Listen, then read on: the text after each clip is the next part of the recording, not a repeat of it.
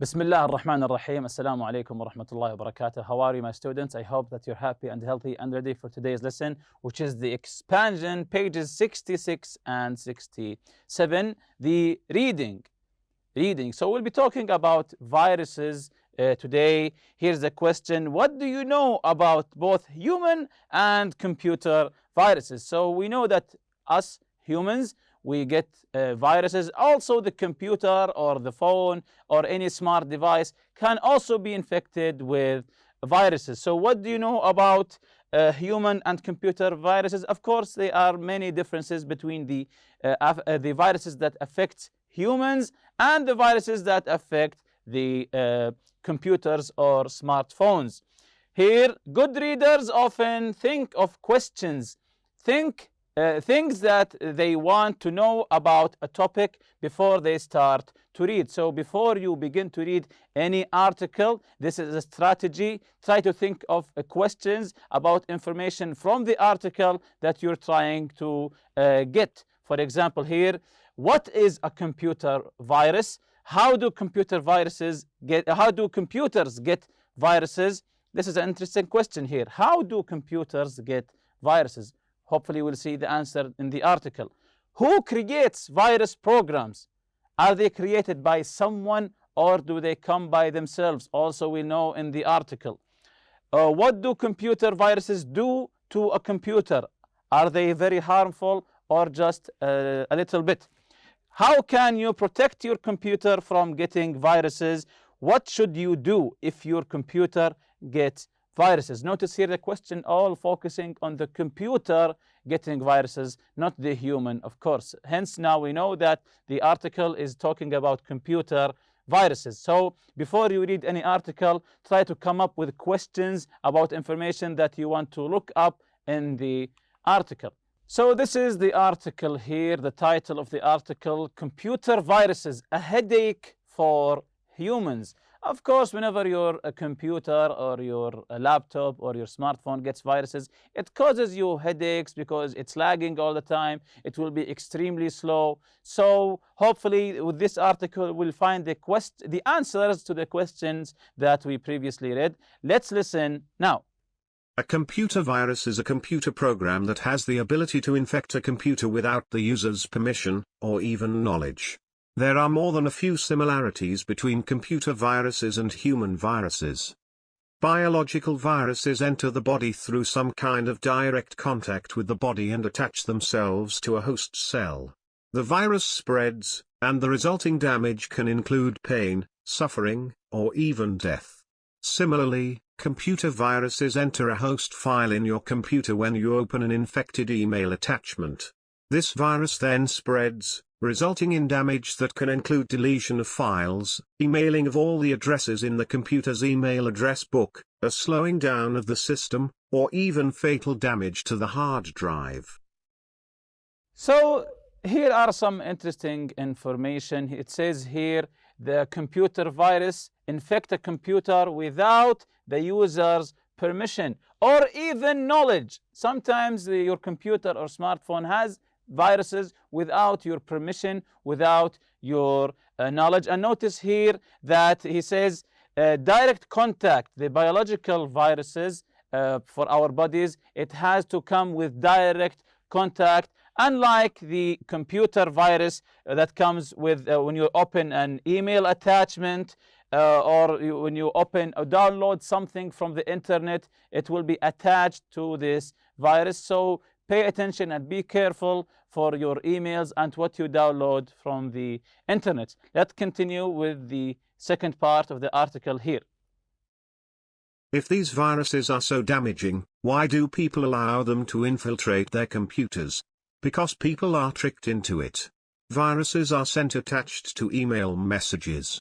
These emails use a variety of tricks to fool the reader into opening up the attachment. For example, some of these emails are designed to appeal to people's emotions. The You Have Won virus included an attachment titled A Gift For You.text.vbs. Users, thinking they had been sent a gift letter, opened the file, instantly releasing a virus and infecting their computer. Another common virus disguised as a personal messages cube. Coup is spread through messages sent through social networking sites. The emails have subject lines like, "You look funny on our new video." When users try to download the video, what they really get is a virus. So people who try to send a virus to you, they'll trap you to opening the attachment file using your emotions. As mentioned here, sometimes you received an email saying you have won a prize, and when you open the email, what will you find? Of course, the virus is included in the attachment, or a gift for you. So you will read the title of the email, the headline of the email, that you have won something, you have won a prize. But once you open it, you will get the virus. So pay attention. Or sometimes it will come when you download a video. When you download a specific video, what you will be really get is a virus. So again, pay attention to what you download from the internet, and always have, of course, a virus protection program, a certified virus protection program in your computer. So continuing with the next part of the article, let's listen now. Another common way email users are manipulated into opening attachments that contain viruses is with messages that appear to come from businesses that people frequently use. These typically include auction sites, delivery services, and financial institutions. One such virus is the UPS/FedEx delivery failure. This email comes with a message informing the user that a package he or she had supposedly sent could not be delivered. Users are told to click on the attachment for a refund. In reality, of course, the attachment unleashes a virus.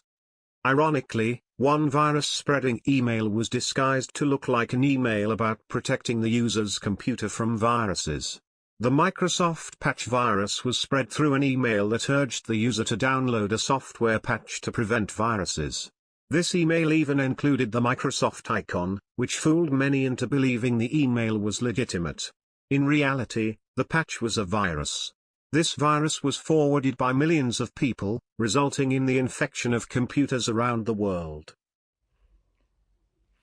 So here the people who send you the viruses have really upped their game, and they are professionals. So as said here, you can say that they are watching you. They see the sites that you open. For example, when you always ask for stuff online using the UPS or FedEx, these typically include auction sites, delivery service, and financial institutions. One such virus is the UPS delivery failure. So they know when you ask something via the internet and you want it delivered for you using maybe a UPS or FedEx, they will email you, thinking that you will think that it's from the company itself.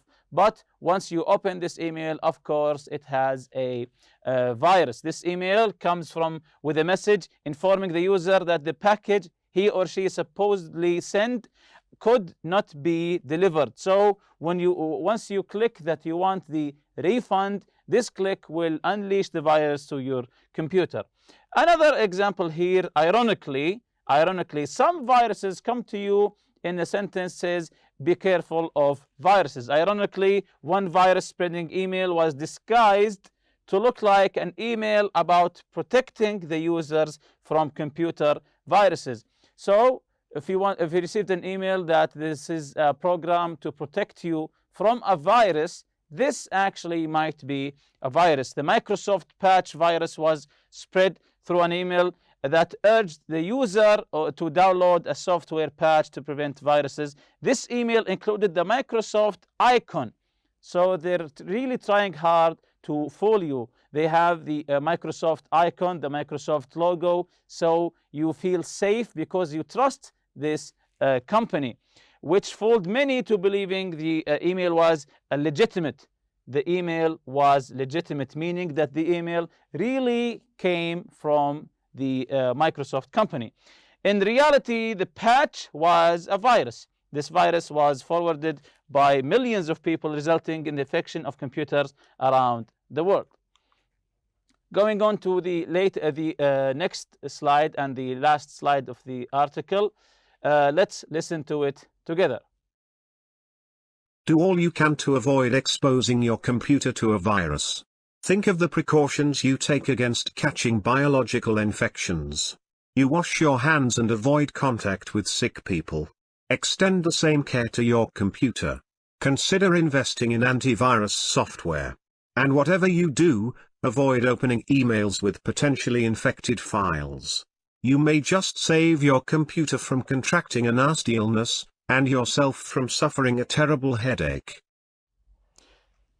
So this is here actually helpful. Do all you can do to avoid exposing your computer to viruses, just like you wash your hands with soap to avoid getting yourself viruses. Try to avoid exposing your computer to viruses. Think of the precaution that you take against catching biological infection. You wash your hands, as I said. Consider the investing in antivirus software. This is just as I told you. Try to invest in a good, legitimate antivirus software, and whatever you do, avoid opening emails with potentially infected files. Try not opening emails. If an email come to you and it looks suspicious, don't open it. Don't open it. Try to avoid opening suspicious emails. You may just save your computer from contracting a nasty illness and yourself from suffering a terrible headache.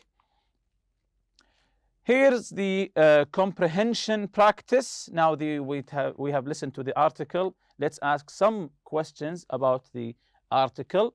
How serious is the damage virus can cause in computers? How serious is the damage that viruses cause to a computer? So, yes, it's very serious. It can completely destroy all the information on the hard drive. So viruses are extremely serious. They can wipe out and delete all the information that you have on your computer.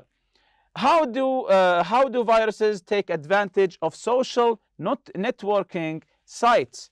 How do viruses take advantage of social networking sites? Of course, now we have too many social networking sites and applications. How do viruses take advantage of that? So the answer is they use the email services on the sites to email people who are members. If you are a member of in any social website, of course, the first thing you do is to put your email. So what do people who send you the viruses? They will take your email from this social network site and they will send you the virus. So pay attention. Why did people believe that Microsoft patch was real?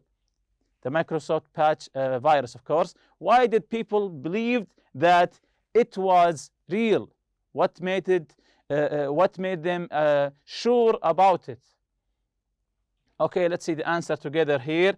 It had the company logo on it. It had the company logo. Of course, when you see the Microsoft logo, the company logo, you will rest assured, of course, that this is legitimate, this is safe, because it is a well-known company. That's why the people with the viruses, the hackers, let's say, they used the company logo. They took advantage of the trust between the people and the company and put the Microsoft logo to send the virus. Why do people who send viruses use the names of well-known businesses like UPS and Microsoft? I think we've answered that already. We said because many people use these sites and trust the companies, because people trust UPS, because people trust Microsoft. Once you see the logo, you will trust this is a safe email. But the people who send you the virus took the advantage of this trust and tried to infect your computer with viruses. This is a vocabulary practice. Write the correct word for the definition. So here we have the definition in paragraph 2, 3, 4, 5, and 6. And we will write the correct word or term for the definition. Having a disease or a virus of some kind. Having a disease or a virus of some kind. If you have a virus of some kind, what do we call this? Let's see here. It's in paragraph 2. Yes, it's the word infected. When you say my computer is infected, or you're talking about yourself, I'm infected, it means that you are carrying a virus. In paragraph 3 here, having a different appearance, hiding the true identity of a person or a thing. Again, having a different appearance, hiding the true identity of a person or a thing. To hide your identity or hide your appearance. This is a word in paragraph 3. Yes, it's the word disguise. It's the word disguise. When you disguise yourself, it means that you hide your appearance and try to look like something or someone else. Paragraph 4, let something loose often before an attack. To let something loose often before an attack. Let's see here. When you say unleash, unleash is to let something loose, sometimes or usually before an attack. In paragraph 5, we have two definitions here. The first one, happening in the opposite way from what is expected. Happening in the opposite way from what is expected. When you expect something and what really happened is the opposite. What do we call this? Yes, ironically, or we say irony. The term is irony, but it's written here ironically. The second definition here, genuine, following the laws or rules. When something is genuine or something that follows the rules, so what do we call it? Yes, legitimate. Legitimate, it means that it's genuine, it's original, it's following the laws or the rules. In paragraph 6, to prevent or to stop yourself from doing something. To prevent or to stop yourself from doing something. What do we call this? Of course, you can look up the word in paragraph 6. Yes, it's to avoid.